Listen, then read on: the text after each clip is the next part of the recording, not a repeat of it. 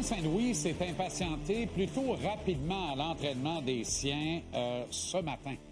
Et pour cause, le Canadien connaît un mois de janvier ordinaire au bas mot, en regard des standards du moins que l'équipe a établis avant les fêtes. 7, 5 et 1 pour 15 points seulement en 13 matchs jusqu'ici en 2026. C'est insuffisant à se maintenir dans le top 3 de la division Atlantique et sans un revirement de situation, ça risque d'être insuffisant pour entrer en série éliminatoire. Ce qui m'agace le plus, c'est pas la fiche de l'équipe depuis 15 jours.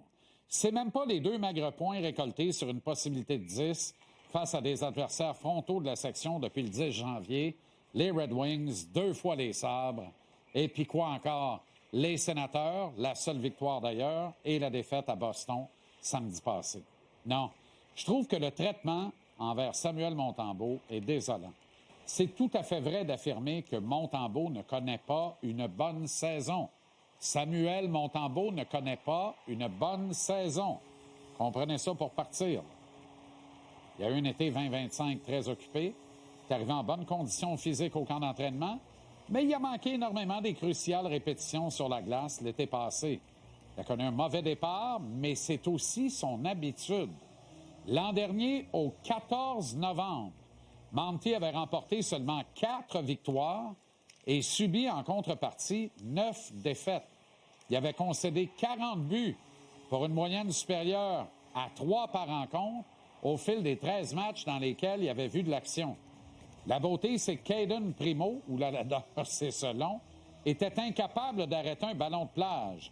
Alors, invariablement, Montembeault reprenait son filet. Il a trouvé son rythme. Il a été challengé par Jacob Dobeš, qui est venu à la place de Primo. Il a résisté en relevant le niveau de son jeu et il a, au final, œuvré dans 62 matchs de l'équipe en route vers les séries. Tout le monde, d'ailleurs, disait en cœur, sans lui, on les aurait pas faites. Alors, cette saison, les attentes étaient plus élevées, elles le demeurent. Coach Saint-Louis lui a lui-même dit au camp d'entraînement. Et sauf erreur, le même jour, il a refusé de dire que Montembeault était son gardien de but numéro 1. Là, je ne sais pas te dire que le mauvais rendement de Sam est attribuable en entier à Martin et la direction de l'équipe. Monty est le premier responsable, l'artisan de son malheur. N'empêche que le CH lui a manqué de ce respect élémentaire en regard de ce qu'il a offert à l'organisation, surtout la saison passée. Est-ce que les dirigeants ont juste été malhabiles dans la ligne de communication, sachant que leur numéro 1 en puissance n'était pas Sam, mais bien Jacob Fowler? Possible. Est-ce que Martin a juste voulu piquer Sam, sachant qu'il s'était entraîné peut-être un peu moins fort dans l'été en arrivant au camp d'entraînement? Possible aussi. On le saura peut-être ou pas. C'est à voir. La résultante en est une gestion hasardeuse des gardiens de but qui fait en sorte que la confiance du public et des observateurs est ébranlée et, hélas, quoi qu'ils en disent, celle des joueurs du club semble l'être, elle aussi. Et pendant qu'on accuse Montembeault de tous les torts, on parle pas assez du désavantage numérique supposé être dominant depuis l'arrivée de Philippe Danault et qui a cédé 9 fois en 17 occasions depuis 5 matchs. Quand t'as pas 80 d'efficacité en désavantage numérique, t'es médiocre. Le Canadien est en bas de 50 depuis 5 matchs. Arrête-moi ça, là.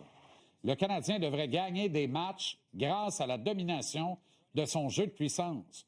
Or, il en perd grâce à l'inertie de son collectif à court d'un homme. On n'ose pas dire qu'Oliver Kapanen ressent la fatigue, que ses jambes ne lui confèrent plus le même élan, le même jump, qui a scoré un petit but sans aucune mention d'aide depuis 8 matchs, qui ralentit la production de son trio complété par Slav et Demidov à 5 contre 5, qu'il ne pourra pas profiter de la pause olympique pour se reposer. Il s'en va défendre sa nation, la Finlande, qui risque de faire un carré d'as.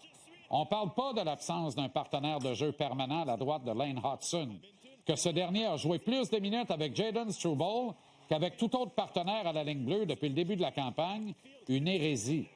On ne parle pas assez de la nécessité pour Gorton Hughes Associates d'ajouter un vétéran attaquant top 6, idéalement un centre, et un vétéran défenseur droitier en vue du dernier droit et des séries.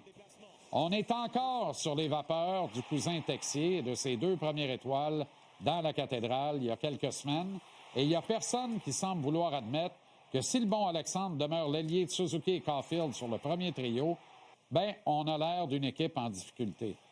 Le Canadien ne connaît pas un très bon mois de janvier, c'est vrai, spécifiquement depuis 2 semaines. Et à en croire tout ce qui se dit et s'écrit, la responsabilité entière incombe à Samuel Montembeault. Je vous le dis, je trouve ça gênant.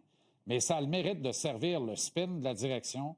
Le mur est maintenu en place. Il y a un seul vrai coupable au bûcher et ça évite aux dirigeants de précipiter des gestes concrets afin de supporter l'effectif en place dans cette saison remplie de promesses qui désormais vacille vers la désillusion.